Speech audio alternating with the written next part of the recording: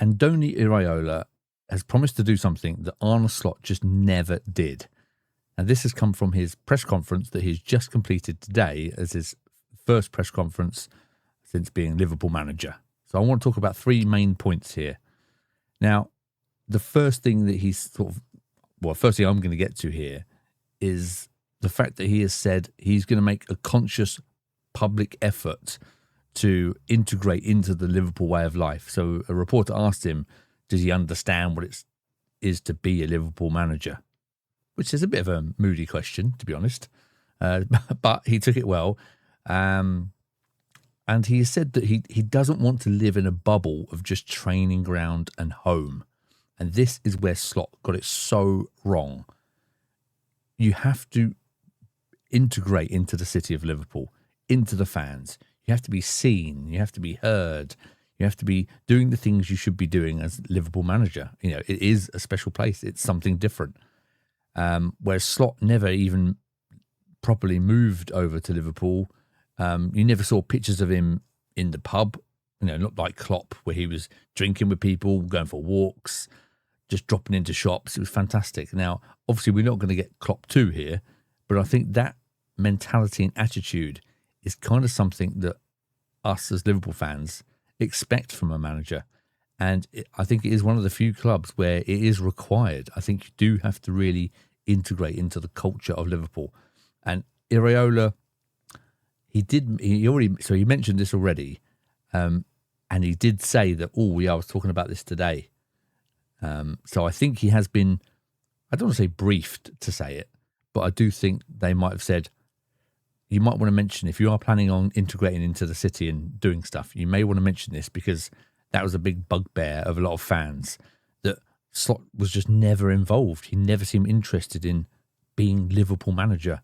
And I think Iraola has clicked onto that already, whether it was him or whether it was his people behind the scenes, the media guy, we don't know. But still, the facts are, that is what he said. I don't want to live in a bubble of training ground and home. So that's exciting to see. And of course, we're going to be checking all the socials for all the pictures, and just to see if he is making himself active, because that will go a long way with people and will buy you a lot of favour, which is, quite important, I think. So that was the first point I wanted to pick up on, the fact that he's gone out of his way to say that, which I thought was interesting. The second point was tactics, he mentioned. Now, again, it was a very interesting press conference, because he said he prefers teams that sit in a low block against him. Do we believe that? I certainly do not. No one prefers a low block team.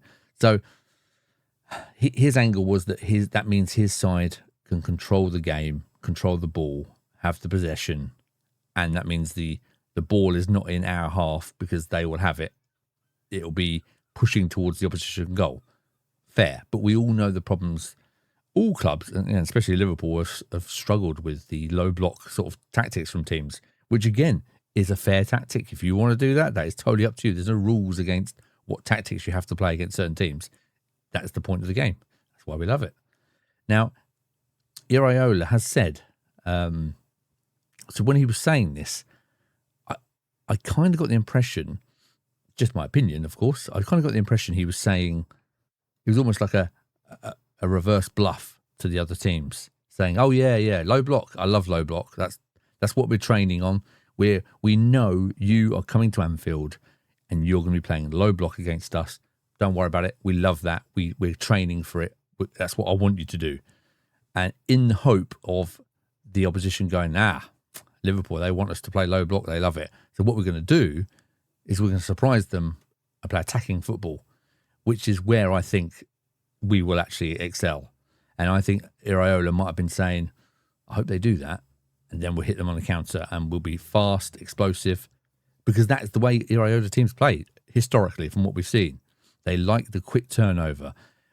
It's, we've all seen the quotes of where he likes his players to get the ball and their first instinct is look up, can I score from here?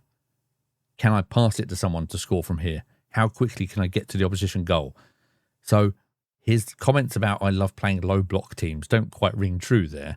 So I think there was an interesting tactic. Again, Super clever? Maybe. Was it a sneaky little attempt to sow the seeds of doubt for other managers? Maybe. Again, we don't know. But I thought that was an interesting quote there.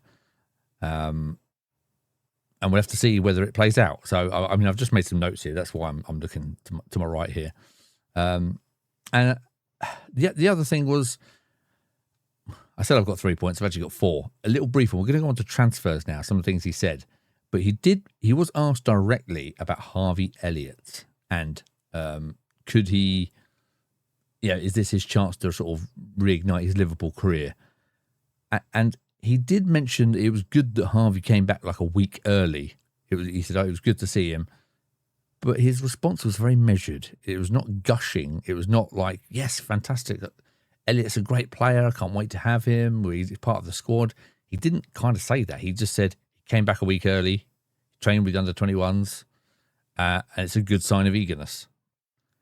And he said he will have a chance in pre-season. We will need him. Note the chance, not a guarantee, which I thought, it felt very much like I don't want to commit to anything here. So whether they know something's going on with Harvey Elliott and they think he's probably going to be going, but they don't want to say that, obviously. But I was a little bit surprised. I thought that he might have had the pre-season to try and prove himself, and that may well be the case. But the way Iraola spoke, it wasn't. I don't think it was particularly great for Elliott, to be honest. But yeah, anyway. So then, he did move on to. He was asked a couple of times about transfers, and it was at the very start of the press conference. So he did say that we've got 2 in already, which are Xhaka and Munoz. But he straight away said, but we need more players. The club is working on this. And then he said, selfishly, as a coach, I want players in from day one to train through pre-season. And then he did mention that the stakes. He said like senior players have gone, Salah, etc. He said Ekitike out on long-term injury, and he kind of hinted that he would like some cover to cover the Ekitike injury. That's what he kind of was hinting at, and he said that Bradley and Leone were long-term injured, but he does see them as the long-term future, which is again very interesting. It was a very interesting press conference. You should definitely check it out. But his sort of